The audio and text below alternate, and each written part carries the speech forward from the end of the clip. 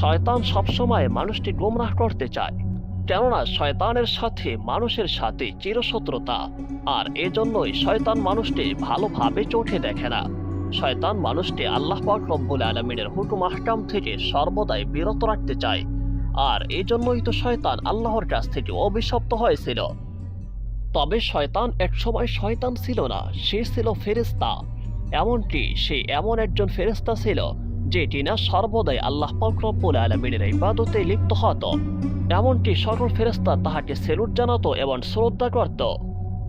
কিন্তু একটি কারণে শয়তান আল্লাহ পাক রব্বুল আলামিনের কাছ থেকে বিতাড়িত হয়েছিল, আর এই বিতাড়িত হওয়ার পর থেকেই শয়তানের সাথে মানুষের সাথে চিরশত্রুতা, যেন সাপ আর বেজি। শয়তান সর্বসময় মানুষকে গোমরাহের পথে রাখে, মানুষকে ভালো কাজ কোনোভাবেই করতে দিতে চায় না। অপরদিকে আল্লাহ তাআলাও রহমতের দরজা খোলা রাখেন, তিনিও বান্দাকে তওবা করার জন্য ডাকেন। শয়তান মানুষের প্রকাশ্য দুশমন, মানুষকে সঠিক পথ থেকে সরিয়ে দিতে আল্লাহর কাছে ক্ষমতা চেয়েছিল শয়তান। তবে আল্লাহ তাআলা শয়তানের অবদান মঞ্জুর করে তাকে অনেক বড় ক্ষমতা দিয়েছেন। শয়তানের পথভ্রষ্ট হওয়া এবং মানুষের ক্ষতিতে ক্ষমতা লাভ ছিল শয়তানের অহংকার এবং দাম্ভিকতা। পবিত্র কোরআনুল কারীমের ভিতরে তাহার বিস্তারিত বর্ণনা হয়েছে। সূরা আরাফে আল্লাহ তাআলা বলেন, আমি তোমাদেরকে সৃষ্টি করেছি, অতঃপর আকার অবয়ব তৈরি করেছি। তারপর আমি ফেরেশতাদেরকে বলেছি আদমকে সিজদা করো, তখনই সবাই সিজদা করেছে। কিন্তু ইবলীস সে সময় সিজদাকারীদের অন্তর্ভুক্ত ছিল না, সে তাহার বিরোধিতা করেছে, এমনকি তাহার খরা যুক্তি তুলে ধরেছে। এরপর মহান আল্লাহ তাআলা বলেন, আমি যখন নির্দেশ দিয়েছি তখন তাকে কেসে সিজদা করতে বরণ করল। সে বলল, আমি তাহার চেয়ে শ্রেষ্ঠ। আপনি তো আমাকে আগুন দ্বারা সৃষ্টি করেছেন, তাকে সৃষ্টি করেছেন মাটি দ্বারা। আল্লাহ তাআলা বলেন, তুই এখান থেকে নেমে যা, এখানে অহংকার করার কোনো অধিকার নেই তোর। অতএব তুই এখান থেকে বের হয়ে যা, তুই হলি হীনতমদের অন্তর্ভুক্ত। সূরা আরাফ আয়াত 11 থেকে 13। শয়তানকে তখন আল্লাহ তাআলা বেহেশত থেকে বের করে দিয়েছিলেন। তখন শয়তান আল্লাহর কাছে মানুষের ক্ষতি করার জন্য বেশি কিছু ক্ষমতা চেয়েছিলেন।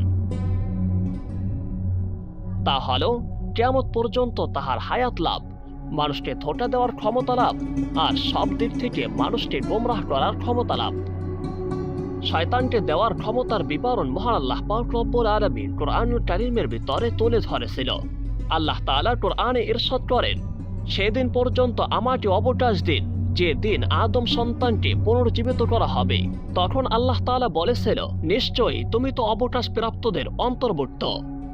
তখন শয়তান বলল, যেহেতু আপনি আমাকে পথভ্রষ্ট করেছেন, সেই কারণে অবশ্যই আমি তাদের জন্য আপনার সোজা পথে বসে থাকব। তারপর অবশ্যই আমি তাদের কাছে থেকে, সামনে থেকে, পিছনের দিক থেকে, বা ডান দিক থেকে, বাম দিক থেকে, সব দিক থেকে উপস্থিত হয়ে যাব। এমনকি তাদেরকে আমি এক পর্যায়ে গোমরাহ করে ফেলব। আপনি আমাকে এরকমের ক্ষমতা দিন, অবশ্যই আপনি তাদের অধিকাংশকে কৃতজ্ঞ পাবেন না। সূরা আরাফ আয়াত 14 থেকে 17। আল্লাহ তাআলা শয়তানকে তাহার চাহিদা মোতাবেক কিয়ামত পর্যন্ত হায়াত দান করেছেন। মানুষকে পথভ্রষ্ট করতে থাকে শয়তান। মানুষের শরীরে রগে রগে বিচরণ করতে পারে, এই জন্যই শয়তান। মানুষকে সব দিক থেকে বিপদে ফেলার কুমন্ত্রণা দিয়ে থাকে শয়তান। সেই কারণেই মানুষ শয়তানের ফাঁদে পাড়া দিয়ে গুনাহের কাজে লিপ্ত হয়ে যায়। তবে শয়তানের প্ররোচনায় মানুষের গুনাহ করা একটা স্বাভাবিক বিষয়, এতে চিন্তা হওয়ার কোনোই কারণ নেই। কেননা শয়তান আল্লাহর সঙ্গে এটিকে চ্যালেঞ্জ হিসাবে গ্রহণ করেছিল। আল্লাহ বান্দাকে তওবার মাধ্যমে ক্ষমা করার সহজ বিধান রেখেছেন। যখনই কোনো আদম সন্তান শয়তানের প্ররোচনায় গোমরাহ হয়ে যাবে, এমনকি গুনাহ করতে করতে এক পর্যায়ে দিল পাথর হয়ে যাবে, আর পরক্ষণেই গুনাহ থেকে সে মুক্তি পেতে আল্লাহর কাছে তওবা করবে, ঠিক তখনই আল্লাহ তাআলা তাহাকে ক্ষমা করে দিবেন। হাদিসে এসেছে, হযরত আনাস রাদিয়াল্লাহু তাআলা আনহু বর্ণনা করেন, রাসূলুল্লাহ সাল্লাল্লাহু আলাইহি ওয়াসাল্লাম বলেছেন, প্রত্যেক আদম সন্তান চরম গুনাহগার, এদের মধ্যে সবচেয়ে উত্তম হচ্ছে তওবাকারীরা। তিরমিজি শরীফ।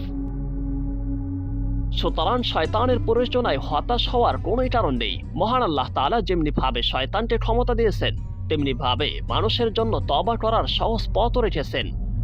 যে বান্দা আল্লাহর কাছে তওবা করেন, অবশ্যই তাহার তওবা সাথে সাথে আল্লাহ তাআলা কবুল করেন। শয়তানকে যেমনি ভাবে আল্লাহ তাআলা ক্ষমতা দিয়েছেন মানুষের রডে রডে চলার জন্য, তেমনি ভাবে আল্লাহ তাআলা বান্দাকেও জানিয়ে দিয়েছেন, তোমরা যতই গুনাহ করো না কেন, গুনাহ করতে করতে গুনাহ যদি পাহাড় পরিমাণ হয়ে যায়, তবুও যদি তোমরা আমার কাছে এসে তওবা করো, তোমাদের তওবা আমি গ্রহণ করে নিব।